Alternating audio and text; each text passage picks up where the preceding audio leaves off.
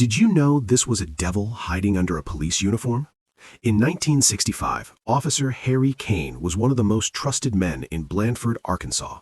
People in town saw him as polite, helpful, and reliable. He smiled at store owners, greeted families by name, and carried himself like the kind of officer every small town wanted.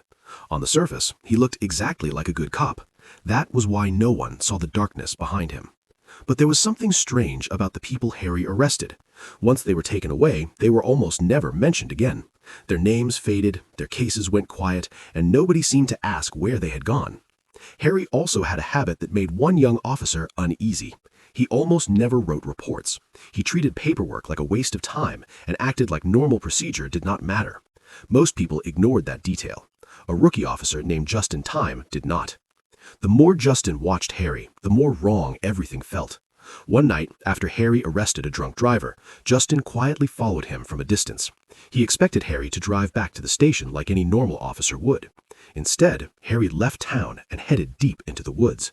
The road grew darker, the trees closed in, and finally, Harry stopped near an old cabin hidden far from the road. Justin stayed back in the shadows and watched carefully. He saw Harry pull the handcuffed man from the car and lead him toward the cabin. When Justin moved closer, he saw something that turned his fear into horror. Inside the cabin were long shelves covering the walls. Sitting on those shelves were rows of sealed jars, and every jar had a name on it. Harry picked one up and calmly made space for the man he had just arrested. Justin stepped back in shock, but a twig snapped under his foot. Harry stopped. Then he slowly turned toward the sound. Justin ran before Harry could reach him and reported everything as fast as he could. But when officers returned to the cabin, Harry Kane was already gone.